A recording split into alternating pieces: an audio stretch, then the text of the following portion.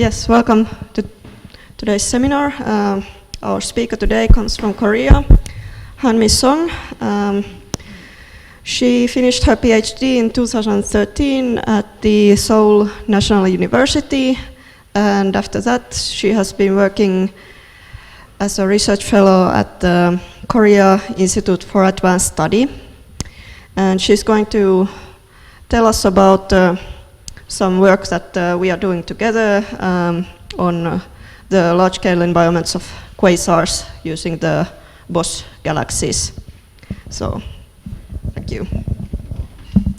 Oh, hello, everybody. Yeah, as been introduced, I'm from Korea, Hyunmi Song from Korea Institute for Advanced Study, and I'm doing my first postdoc now. And this is the work done by my advisor and Heidi and Mara together. And I'm going to talk about quasars as a tracer of large-scale structure at redshift 0.5. So quasars, as you all know, are a kind of AGN, but among them, they are the brightest one with many interesting spectral features. So because of this reason, most studies about quasars have been focused on finding them from the high redshift and then characterizing their individual characteristics.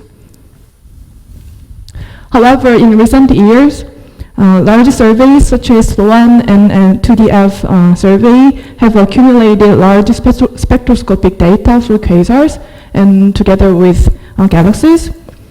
So now it is possible to do some statistical studies for quasars. So let me introduce shortly about Sloan data. So Sloan, until last year, has gone through 3 iterations and it accumulated this many galaxies and quasars, covering very large area of the sky. And then now the ongoing project, the Sloan 4, has planned to observe this many galaxies and quasars as well, but going to the deeper universe. And this is the photometric coverage by this one. And this is a southern hemisphere, and this is northern. And I'm almost using the north one because it has bigger contiguous area. So let me introduce some interesting statistical studies of quasars with this Sloan Sky Survey data. So mostly, if you have some very big survey data, the one thing you first think about is to see their clustering. So the clustering of quasars can be seen with quasar group, finding quasar groups, and then also with correlation functions. So let me mention some studies which find quasar groups first. So there is a paper by Chloe et al. Which has been focused from many people. So they found very large quasar group, of which longest dimension is 1,000 megaparsec, which is really big. So they raise some question, because if there are such big structure in the universe, it may cause some problem on Landau-Cillian or cosmological principle, because the universe should be homogeneous in large scale, but if we have such large quasar groups, it means the universe in large scale may be not inhomogeneous. That's they are arguing. But the studies following by Nadar and Park et al., they showed that such big structures actually can be made even from the homogeneous random distribution. So they do some analysis about the large quasar groups. And there is also another study done by INESTO. So they found many quasar groups with different linking lengths, and they examine their properties. And they also find the connection between the quasar groups and the superclusters. They suggest to use quasar groups as a tracer of superclusters. Okay, here I forgot to show you this. This is the large quasar group found by Chloe et al. So this is the largest one, which has the longest longest length to be 1000 megaparsec. So you can see it's really big and aligned, following some linear structure here. But you can have, as I mentioned, you can have such big structure even from the just random distribution. So it doesn't give any challenge to cosmological principle or lambda CDM model.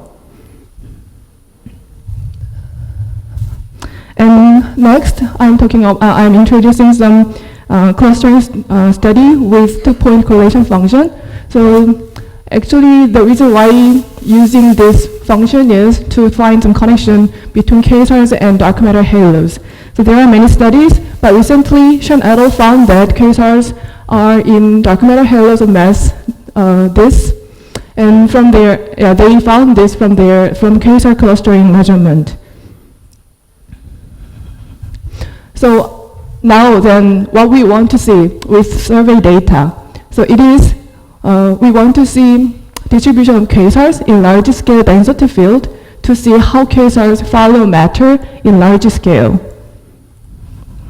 So someone might ask, oh, so what is different from this study, from previous two-point correlation function study? Because basically, this study also looking at the connection between underlying matter distribution and the quasars.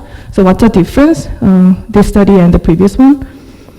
So why we choose to use large scale density instead of some correlation function? First, the two-point correlation function used by Sean et al. Actually average out all the geometrical information within one distance only. So because many information are just erased out, it is not enough with this to look at the details of dark matter halo. And then there are many studies which supports the connection between quasars and large-scale structures. So if we have three-dimensional large-scale density field, because this has geometrical information as it is, not erasing any information, and also we can see large-scale structure with this density field. So if we have one, we can overcome the limit of two-point correlation function and also explore the connection between quasars and large-scale structure quite well. So here's our goal. So we are going to construct a three-dimensional large-scale density field first, and then examine quasar properties in this density field. So this is the data we use. So for quasars, we use fifth quasar catalog made by Schneider et al. And it is based on Sloan data, of course, but DR7, which contains 100,000 quasars over this wide redshift range. And for galaxies, to construct a density field, we use Sloan DR12 CMASS galaxy catalog, which is the latest one from the Sloan 3 survey. And it contains 800,000 galaxies, and the redshift coverage is like this. And these CMASS galaxies are known to be red and massive galaxies, so they tend to locate in the central dark matter halos. So it is widely known that with CMASS galaxies, it is good to see dark matter halo distribution. So it is reasonable to make large scale density field with these CMASS galaxies. So we have very large data set for quasars and galaxies, but it is not easy to work with the observational data, because observational data are not fairly reflecting the reality, because there are inhomogeneous target selection problem, and also the observation can fail to get good quality of the data. So we need to think about these limits. So, and we need to deal with this when we use observational data. So for quasar data, to overcome this limit, we can use some flag in the catalog, which discriminate quasars well observed and well selected, and which are not. So, And for galaxies, there is also some parameter called weight, which tell the number of galaxies missed nearby a galaxy. So we can count a galaxy from a catalog, not just one, but by weight, the number of weight, we can recover the missing galaxies. So this is the distribution of quasar in RA deck plan. So the black dots are the quasars from all the quasars from the catalog, and the red are the one who has which are well selected and well observed. So, but you can see some stripe here, but these are also well observed quasars, but these are distinct from the central one, so we will just discard these two and using only the central large area. And then we also need to deal with redshift dependent biases, which are flux bias and evolutionary bias. So this is the plot of galaxies for galaxies in redshift and absolute magnitude, I-band magnitude plane. And the gray dots are representing the all galaxies from the catalog, and the black dots are galaxies which are selected for the analysis. So we select those galaxies to constant, to have constant number density in each redshift bin. So it will overcome these biases. And to keep the volume limited sample and then keep the maximum number of galaxies, so it happens to choose redshift range to be in this range. And then for quasars, we already deal with those biases while making the galaxy sample to be constant number density. We don't need to worry about quasars, about these biases. So we just all the quasars in this redshift range to make good statistics. But in the analysis, we also explore some redshift dependence. So just in that case, we apply the constant absolute magnitude cut to the quasar sample as well. So we now have the data to do our analysis here. So now I'm going to talk about how to construct a large-scale density field with the galaxy sample. So there is a survey region we are interested in. So like that. And then we can imagine a cuboid which encloses the volume we are interested in, right? So which will be very big. And then we divide this cuboid into small cubes which have each side is 10 H inverse megaparsec. So we have many cubes which fill the volume, right?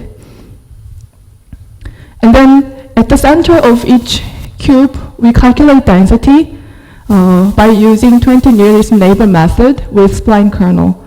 And it will be, if we write an equation, it will be like this.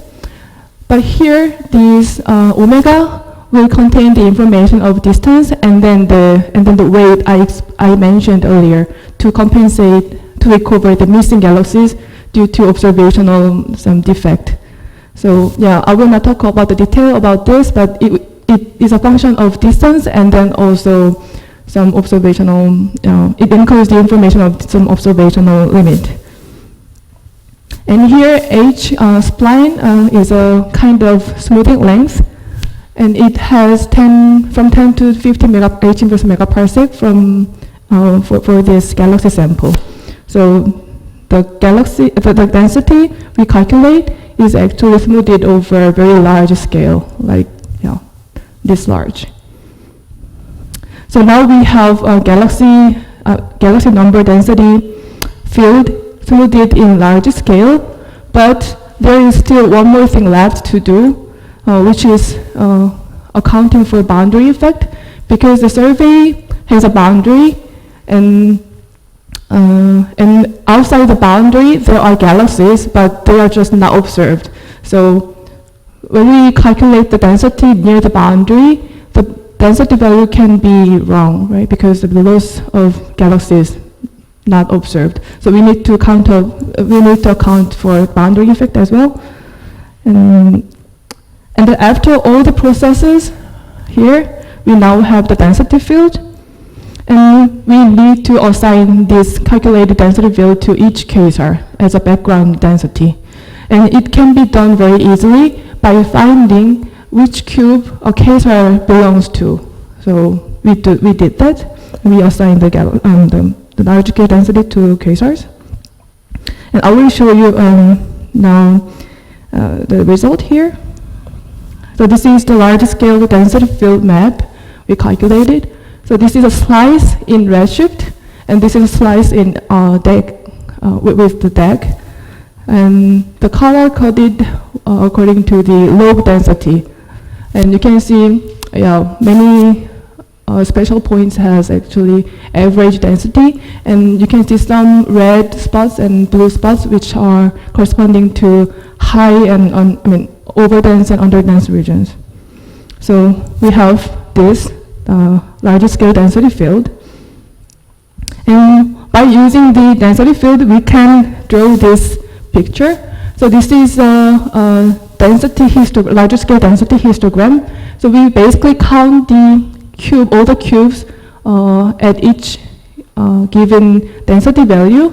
So the black curve is actually counting all the cubes, but the red is counting cubes which have quasars in it.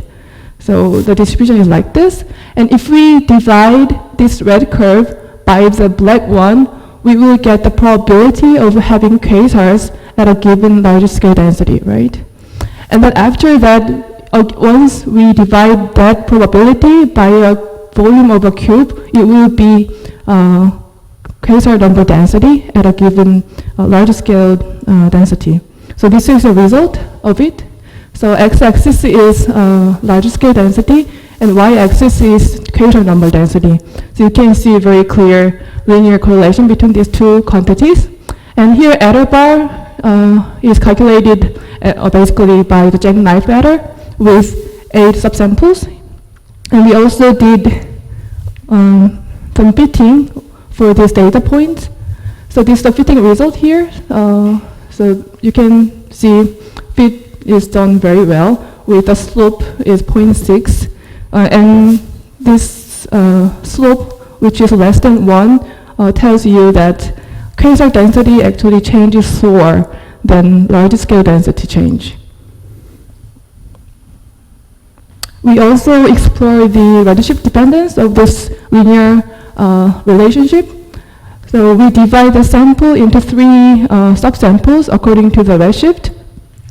And we pick high redshift sample and then low redshift sample, and then do the same analysis for these 2 redshift samples. So this is the result here. So again, the same axis, and this is the result here. And red is for high redshift sample. And you can see all the data points agree well with each other within 1 sigma, which means the linear relationship actually doesn't change much with redshift. And then to compare with the previous one, I overplot the previous plot here. So you can see the slope also remains almost unchanged. And then we also see quasar properties as a function of large scale density. So we saw bolometric luminosity and black hole mass, and equivalent with ratio of ion line and broad H beta line. And actually this quantity is well correlated with black hole mass, actually anti-correlated with black hole mass. And this black hole mass, for this black hole mass, we use the quantity provided by Shan arrow catalog, but the quantity is actually derived from many other measured quantities by assuming some models, right? So it can have some uncertainties and transferred measurement errors, right? So this can be uncertain for black hole mass, but rather this quantity proves quite well about black hole mass. So we need to refer this quantity for black hole mass rather than the property provided by the catalog. And also we see Eddington ratio and differential color, which tells how red the quasar is compared to other quasars at the same redshift. So I will show how these quantities change with respect to large scale density. And this is an example. So I made some sort of scatter plot for luminosity as a function of large scale density, and you see no change at all right here. So it spreads so widely, so it is hard to see some trend here. But we eager to see any change from this data set. So we decide to take 3 density bins and take average and calculate error. So this is the result here. So this is luminosity, so mean luminosity in each density bin. So you can see luminosity decreases with large scale density. And also we did this for other properties, and this is black hole mass. So this is black hole mass provided by the catalog, and this is the one I mentioned, which is a better proof for the black hole mass. So, and this is anti-correlated with black hole mass. So it shows the increase actually in black hole mass with large scale density. So you will see some consistent change here. And then Eddington ratio is also shows some decrease with large scale density. And color, you can see no systematic change with large scale density. So our understanding, so for the linear relationship between the one I showed you, here, the linear relationship is kind of natural, because if there are more matter in hierarchical structure formation scenario, if there are more matter, I mean more galaxies and more quasars are be there, right? So it is quite natural result, but it's good to have this well-defined linear relationship. And for this interpretation, so we understand this with some gas content in a galaxy as which is influenced by large scale structure, large scale density, because in denser region, galaxies have experienced so many mergings. Those galaxies tend to have less gas in it, so it will not enough to feed the central engine, so it will have less luminous than in under-dense region quasars. So it can be understood in that sense. And for black hole mass, which increases with large scale density, is because of merging, galaxies in higher density region tend to have more mass, tend to be more massive, and of course more heavier supermassive black hole. So, and Eddington ratio is also can be understood like that. So these results, because even though the change is very small, but at least we can understand the trend with widely accepted galaxy formation evolution scenario. And actually this is my last slide, but it ends so early here. So quasars is a proof of large-scale structures. So we see more quasars reside in higher large-scale density, and this trend is well fitted with a linear function, and it doesn't change much with redshift. And quasar properties such as bolometric luminosity and black hole mass and Eddington ratio depend on large-scale density, but only weakly they depend. And the linear correlation and the weak dependency, so might imply that quasars can be used as a good tracer of large-scale structure, because we don't need to worry about quasar properties when we make some quasar sample to trace large-scale structure. And there is so clear linear correlation, so we can use quasars as a good tracer. So it can be a good news for high-Z larger scale LSS study, because at higher redshift, quasars are the almost only tool, an object we can observe, right? So, quasars will be a good, will be popular for the high-Z study. So as a future work, we will define larger scale structure by Hessian matrix of the larger scale density field we constructed here to see quasar properties with larger scale structure. So yeah, let me finish here. Thank you.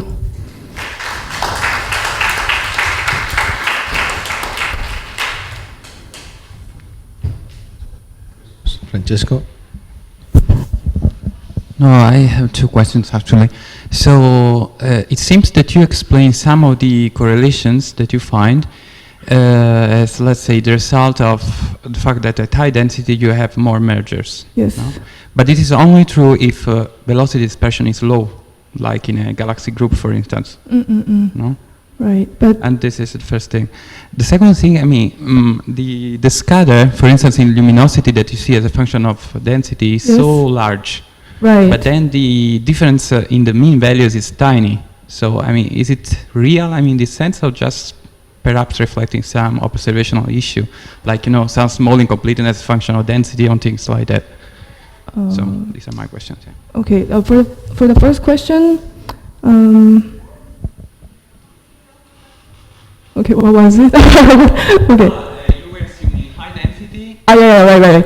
So, actually, in clusters, it's true that the velocity dispersion is so big that actually the actual interaction rate between galaxies are low, right? Yes. But I think it's not explained like that, but it can be explained in this way. So galaxies which are now in clusters have experienced mergers, in their past, while being gathered to denser region. Is it making sense? So you're saying that the galaxies in clusters have experienced more mergers than galaxies which are in lower density regions? Well, no, the current merging rate in clusters will be lower than the field or group or whatever, the lower denser region than cluster, but the galaxies in cluster now might have experienced mergers in the past already. Yes, but I'm not sure that this has to be, higher than in groups, for instance, if you take just a hierarchical paradigm of galaxy formation. So, more a comment, let's say, in this regard. And the other question was about the scatter. Yeah, right. But you can see that here. Yeah, the scatter is really big, but you can see the two horizontal lines here. So actually, they present the range of this plot, right? So it's really small thing, right? But still, I'm saying, if you're just missing a bunch of a galaxy, let's say in lower density, this can change. This can imply some tiny variation in the average value. So can you really be sure that this is not important? I think I cannot get the question very well. I'm so sorry. Well, if you want to appreciate such tiny variations in the average, you have to be really sure that completeness, is completeness completely under control, as a function of density or whatever other parameter. Just wondering if you think this is the case. So that's why we was very careful to make the sample very complete, right? In the previous slides, I explained to make the samples very complete. So I'm quite sure that we had complete sample which is not biased, but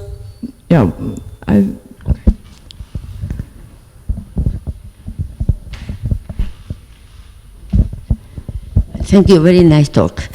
I think that it's very interesting. The main result, if I understand well, is that you are able to trace the large scale. You could be able to trace the large scale structure by measuring quasars, which I think is great. This is the summary, because you show that the quasars are following the density, the large scale density map, and therefore this implies I mean, this is really important. I mean, this is a very important result because we have many quasars, and like this, studies similar to the one you have been showing here can be extended to very much higher set. Right. So I think this is very, very important.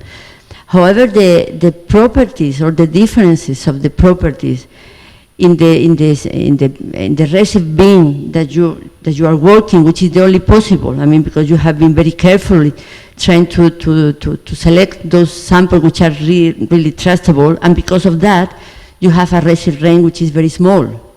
Right. So I think that maybe an interesting thing to check, which for sure you are able to do, is to use this cosmological simulation that anyone can use now and see what are the expected changes in the properties in that small redshift range at that low redshift. Right. Because I think these differences are not going to be very, very, very important. Therefore, I mean, connecting with his comment, maybe all these differences that you are identifying in the cluster, in the quasar population, I mean, it has nothing to do with the large scale issue, Right. but they are interesting by themselves in what concerns the formation and evolution of the galaxies.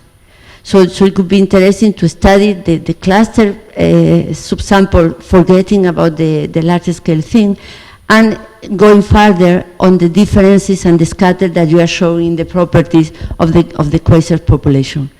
Because it seems to me, I don't know, Claudio may know about that, but it seems to me that this redshift range is so small that no changes are going to be expected. True. Because of that. Right, Then you are right. finding something even more interesting, which is the local, when I say local, I think big cubes, but still local, changes in properties in the formation of massive galaxies, which are important beside the large scale structure. Right.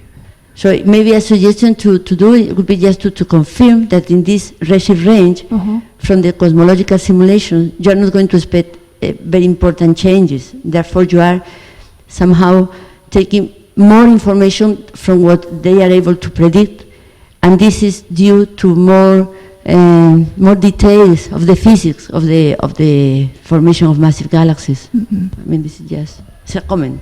Right. Okay. But the talk is very nice. Thank you. Yeah, thank you. Thank you very much for the comments. Yeah.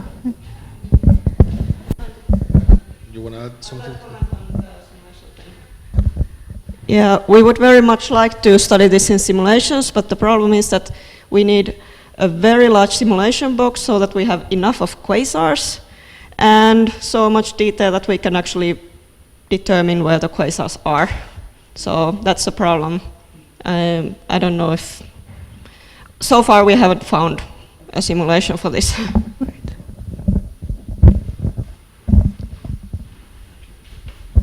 Yeah, my question is connected to the selection of the quasars that has been done at the given absolute brightness in I-band, correct?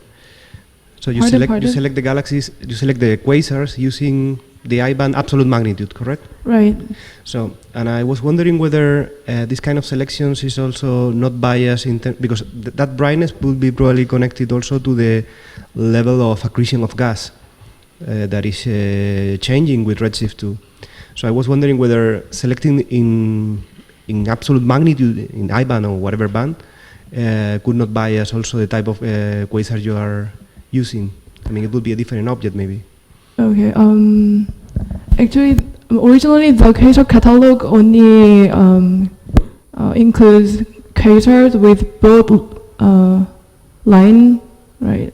Yeah, broad line. So I think it misses actually many other kinds of quasars, but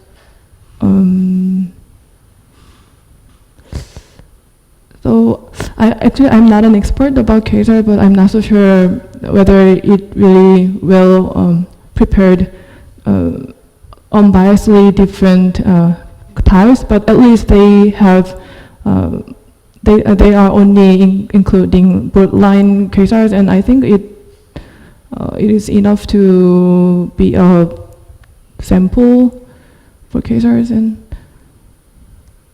is it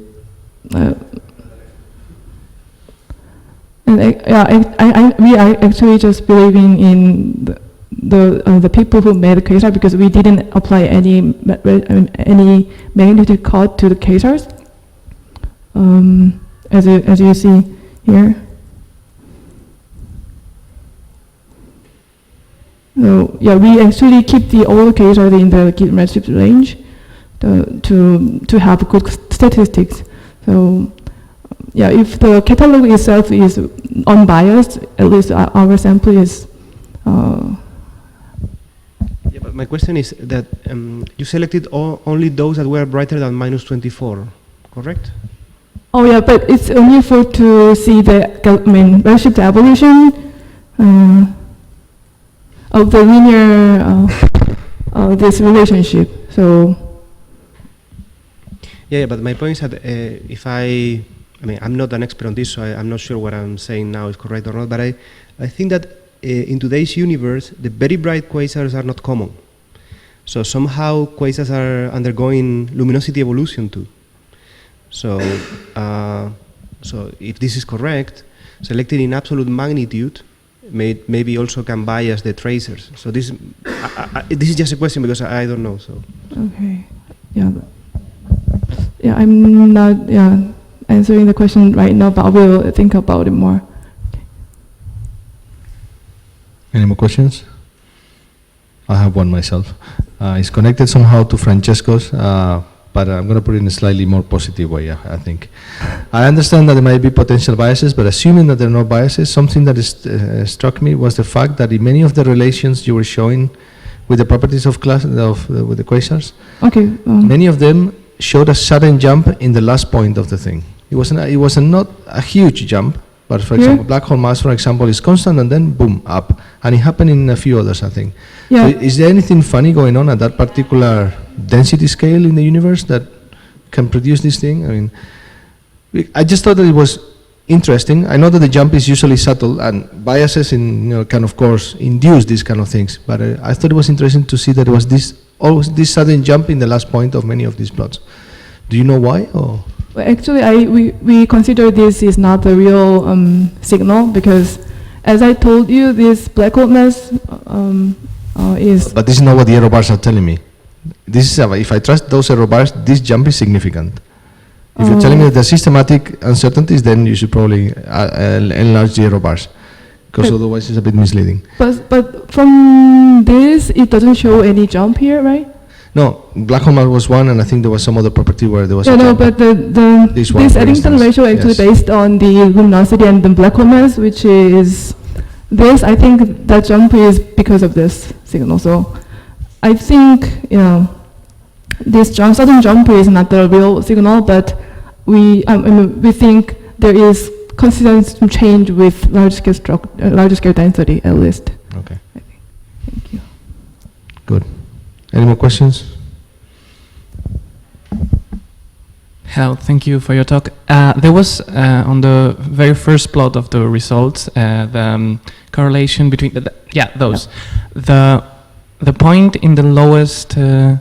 density, and that goes a bit away from the. Right. That's just bias because of I don't know, very few points cuboids with this density, or is it a real signal? But I think the low statics of the cubes is also included in the error bar, I guess. So I think it's not the bias, but the kind of real feature. But we are still struggling to explain this feature. Okay, thank you. All right. So if there are no more questions, I remind you there will be scientific coffee at 11:30 outside the cafeteria. But before we do that, let's thank our speaker again. Thank you.